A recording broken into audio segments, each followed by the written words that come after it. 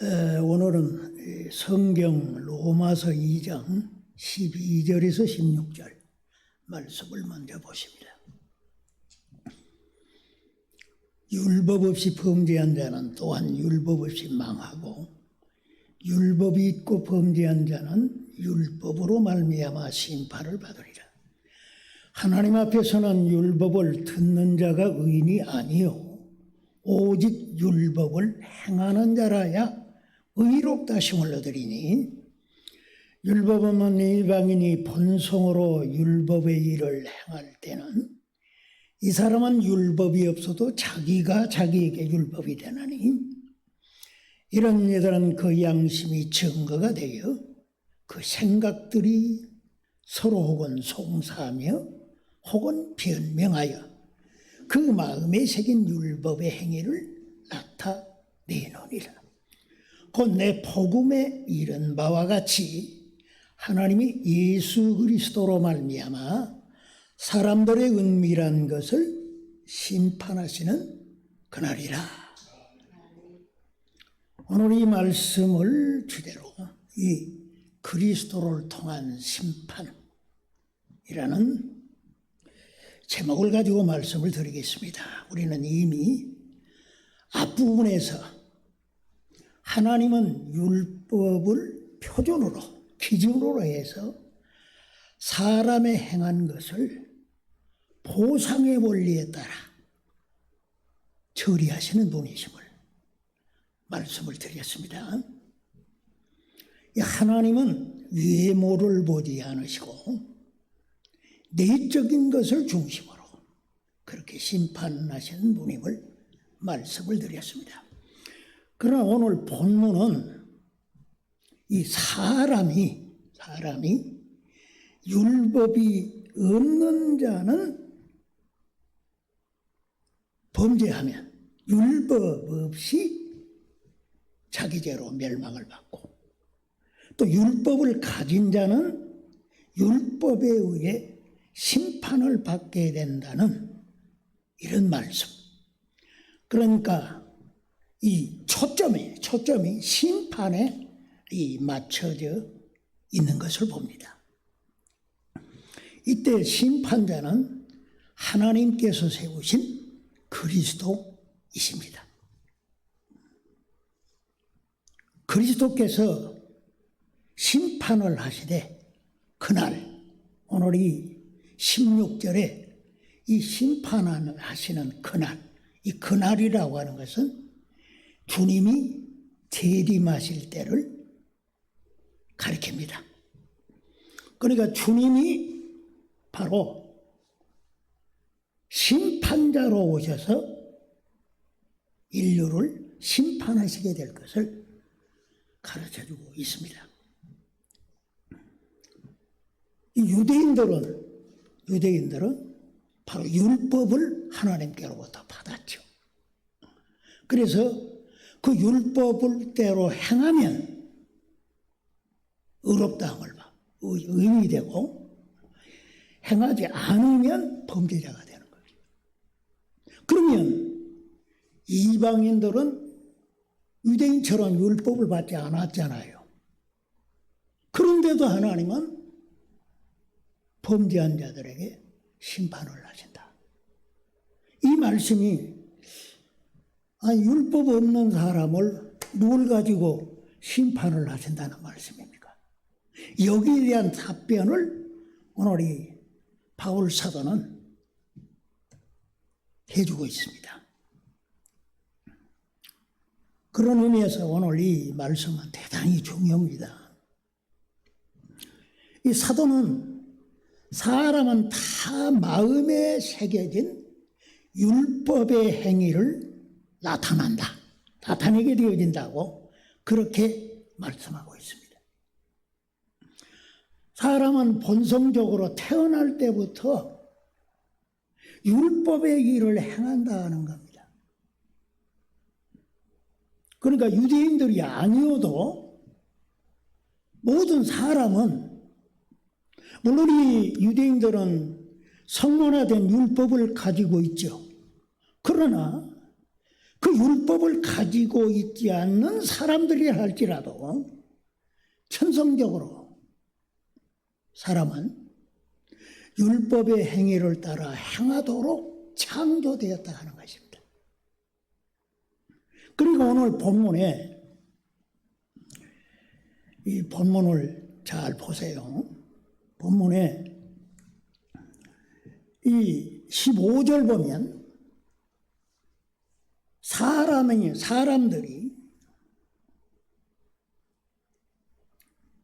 이 마음에 기록된 율법의 행위를 나타낸다 하는 말씀을 주고 있습니다. 마음에 기록된 율법의 행위를 사람들은 행한다는 거예요. 하나님이 그렇게 만드셨어요. 그러니까 사람은 마음에 새겨진 그런 율법의 행위대로 행동을 한다 하는 거예요. 마음에 기록된 그 율법의 행위, 이게 아주 중요한 의미를 갖습니다. 유대인들은 모세가 시내산에서 율법을 받았죠. 그래서 그들은 율법을 가진 민족이라고 해서 대단히 자부심을 가졌습니다. 그러나 이방인은 그런 율법을 받지 않았어요. 그럼에도 불구하고 사람에게는 율법의 행위를 따라 행동할 수 있도록 하나님께서 마음에 그것을 주셨다 하는 것입니다. 어떤 철학자는 하늘에는 별이 있고 사람의 마음에는 도덕률이 있다, 그렇게 가르쳤어요. 그러니까 사람의 마음에는 도덕성이 있는 거예요. 도덕성이. 그래서 그 도덕성을 가지고 선과 악을 구분을 하고 판단하는 것입니다. 사람 안에 이 도덕성이 있기 때문에 사람은 감정적으로 선을 좋아하고 악을 싫어하는 경향이 있는 겁니다. 왜 그러냐? 이 도덕성, 이 도덕률이라고 하는 것이 도덕적인 가치 기준이 되어졌어요. 혹은 표준이 되어지기 때문에 그 도덕성을 따라 행하게 되면 좋고 어기게 되면 싫어하게 되어진다. 다시 말해서 사람은 법을 지키면 의로운 사람이고 어기면 나쁜 사람, 불의한 자라고 하는 것을 다 압니다. 알아요.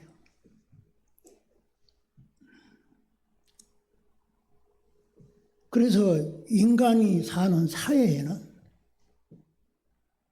다 선악을 구별할 수 있도록 그런 제도가 있는 거예요. 제도가.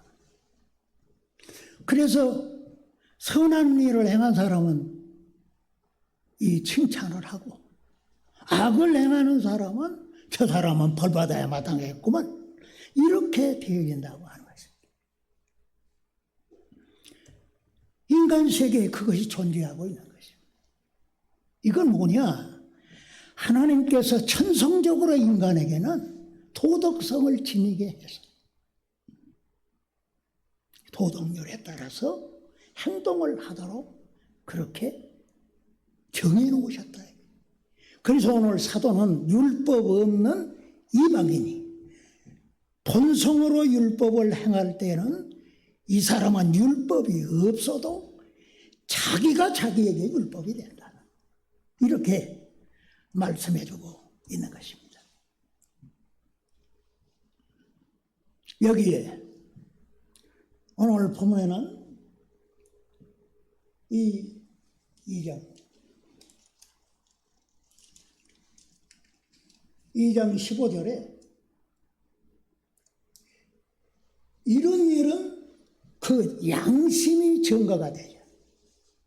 이런 일은 도덕성을 가진 자들에게는 뭐가 있냐? 양심이 있단 말이에요. 양심.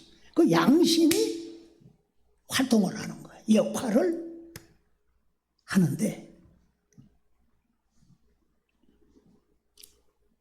이것이 사람으로 하여금 도덕성을 따라서 살도록 그렇게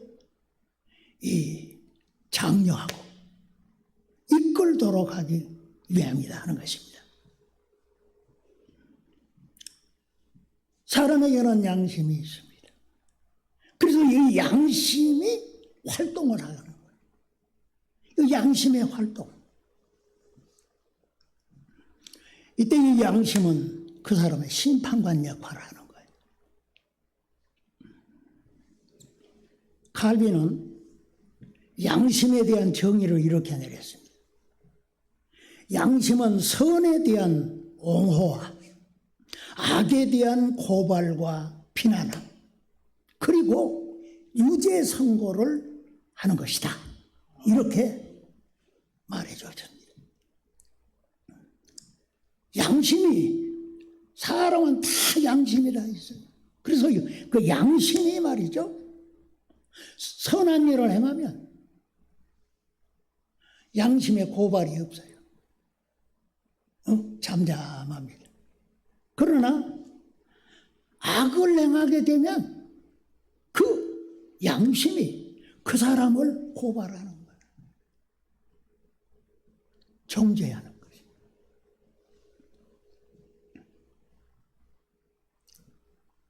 그러니까 양심은 그 사람의 마음의 생각과 취한 행동에 대한 선과 악을 판단해서 악을 행하면 고발을 하고 비난하게 되죠.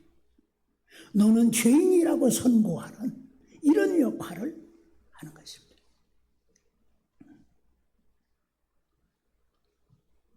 양심은 그 사람의 마음에 취한 행동에 의해서 반응을 하기 때문에 그렇습니다. 그래서 이 사도는 양심의 증거에 그 사람의 생각들이 서로 혹은 송사하고 혹은 변명하게 된다고 가르쳐주고 있습니다.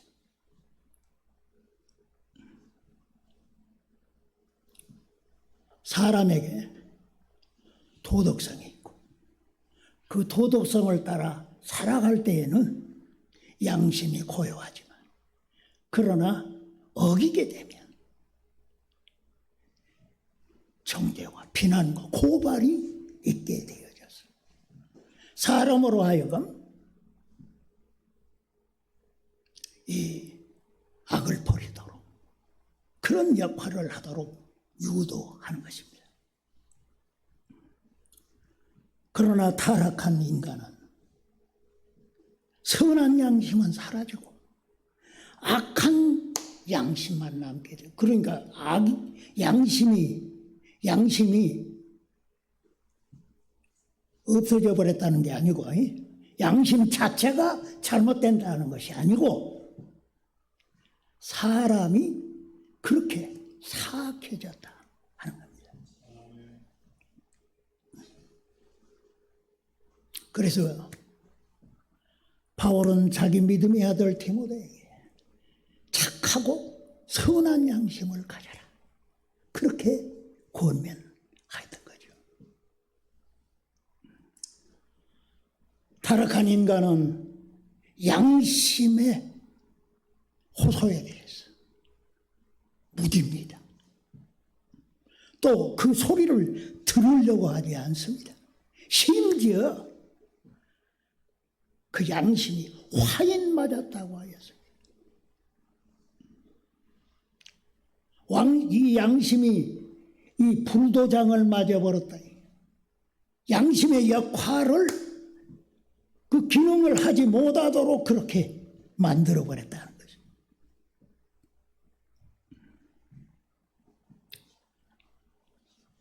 그러나 양심은 지금도 역사합니다.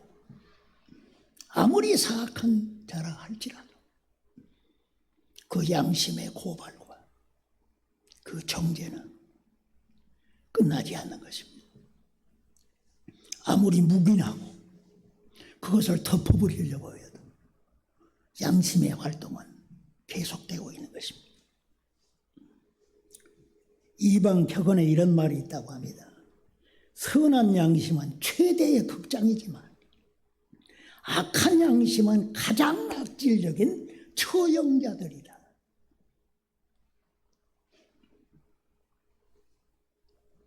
사람의 악해짐으로 말미암아서 양심의 소리를 묵인해버리고 아예 덮어버리고 부인해버리는 시도를 지속적으로 해오고 있습니다. 그러나 그런 것이 반복되다 보면 그 사람은 죄악의 삶이 보편화되어 버리고 일성화되어 버리고 마는 것입니다. 그야말로 무덤에서 잠을 자는 것입니다.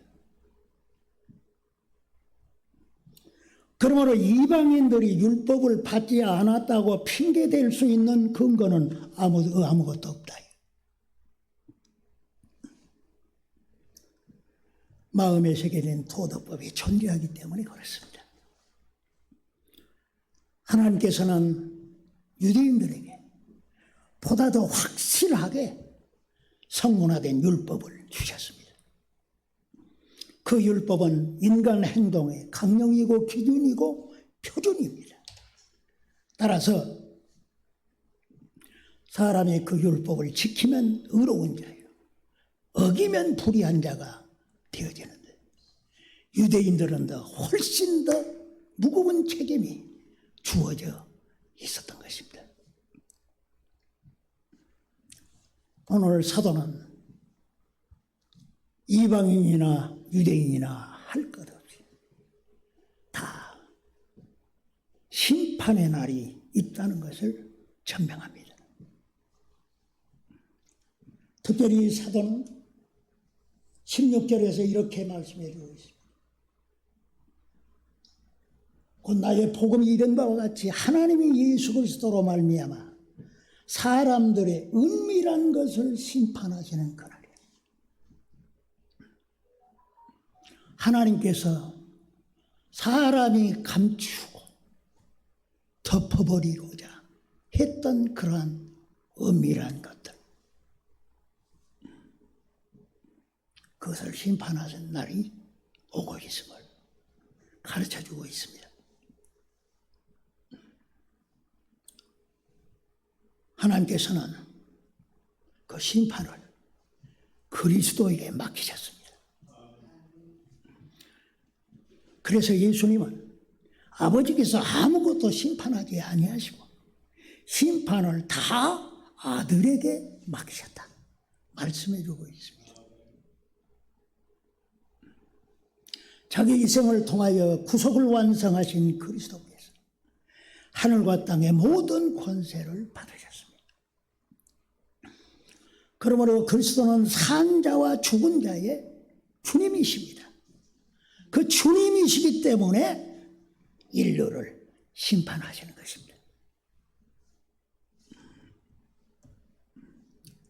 우리가 잘 아는 대로 초림 때 예수님은 믿는 자들을 구원하기 위해서 오셨습니다. 내가 온 것은 세상을 심판하려 함이 아니라 세상을 구원하려 함이라. 요한복음 12장 47절. 내가 주님이 동정녀 마리아에게 탄생하시고 십자가를 지시고 부활하신 그 주님은 믿는 자들의 구주이십니다. 그래서 내가 온 것은 양으로 생명을 얻게 하고 더 풍성히 얻게 하려 함이라고 하였습니다. 하나님이 그 아들을 세상에 보내신 것은 세상을 심판하려 하심이 아니라 저로 말미암아 세상이 구원을 받게 하려 하심이라. 그리스도가 오기 직전에 지금은 바로 이 그리스도의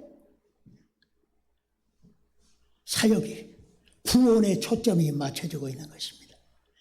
그래서 보라 지금은 은혜 받을 만한 때요. 보라 지금은 구원의 날이로다. 바울은 선포하고 있습니다. 지금이 바로 구원받을 만한 때입니다. 그러나 재림하시는 그리스도는 심판자로 오십니다. 아까 우리가 불렀던 이 찬송, 바로 이 그리스도께서 구름 타고 오십니다. 세상 모든 산자와 죽은 자를 심판하실 것입니다.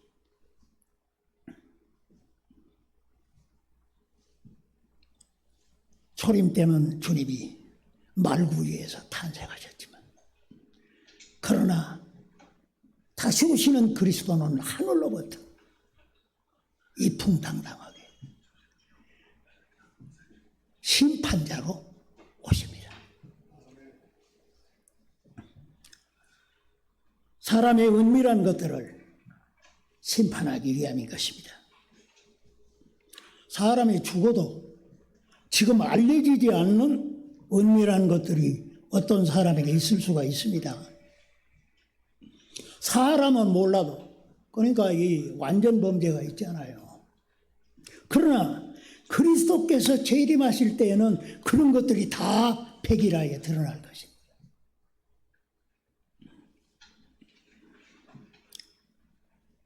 그때 선한 일을 행한 자는 생명의 부활로, 악을 행한 자는 심판의 부활로 나오게 될 것입니다.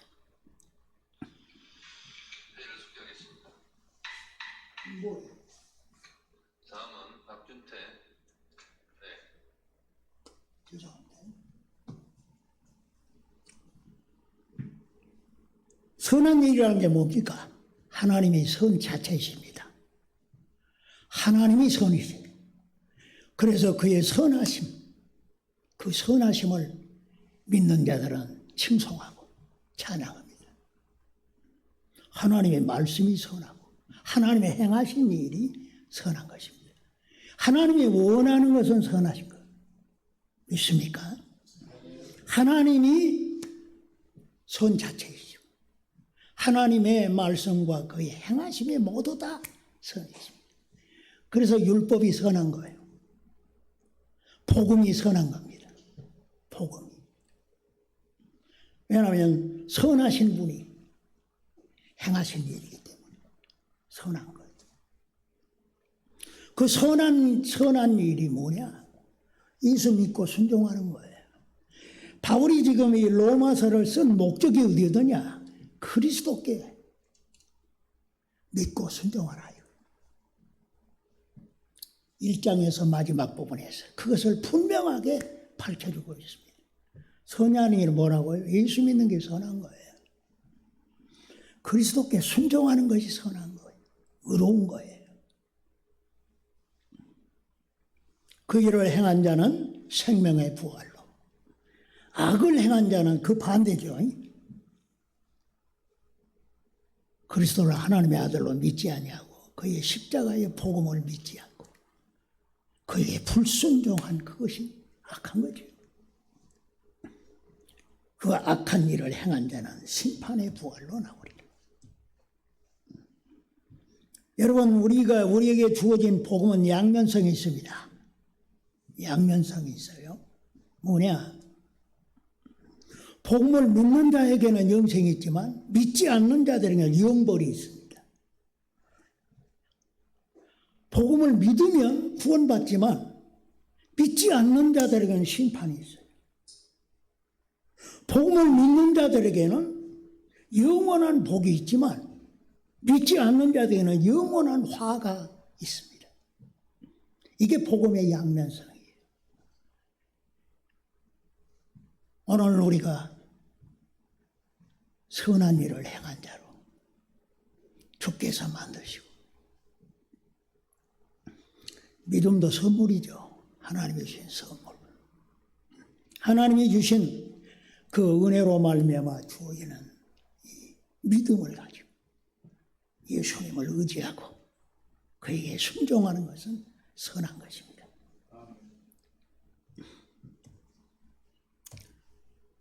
그러므로 우리는 그리스도께서 심판자로 오실 때 의로운 재판장으로 임하실 때 내가 예수를 믿고 그에게 순종한 것에 따라서 보상이 주어질 것입니다. 그래서 우리는 믿는 자들은 믿음 없는 것을 회개하고 불순종하는 것을 회개하고 보다 더 진실한 믿음의 사람이 되고 보다 더 진실하게 주께 순종하는 사람이 되고자 발버둥을 치는 겁니다. 그러나 역으로 그리스도를 불신하고 그를 거역하고 불순종하는 자들에게 영원한 심판이 있게 되어질 것입니다. 하나님은 각 사람의 행한 대로 심판하십니다. 우리 모두 믿고 순종하는 선한 일을 행한 자가 되고 그래서 주의 주시는 하늘의 복을 누리시기를 바랍니다. 하나님 아버지 감사하고 감사합니다. 하나님께서 우리를 지으실 때 도덕적인 사람으로 살도록 그렇게 만드셨지만 우리는 끊임없이 하나님 앞에 내놓을 것은 허물과 죄뿐임을 자백합니다. 오 주여, 이러한 우리들을 버리지 아니하시고 구원해 주시려고 아버지 독생자를 보내셨어요. 어느덧 그 주님이 우리의 구원자로 함께 하심을 감사합니다. 그 주님을 우리가 의지하고 신뢰하고 주의 주시는 그 구원의 놀라운 은혜에 참여하는 자가 되게 하여 주시고 주께 순종함으로 선하고 의로운 삶을 살아 주님 이 땅에 재림하실 때 주의 예비해 놓으신 하늘의 약속된 복을 누리는 저희들이 다 되게 하여 주옵소서. 예수님의 이름으로 기도합니다. 아멘.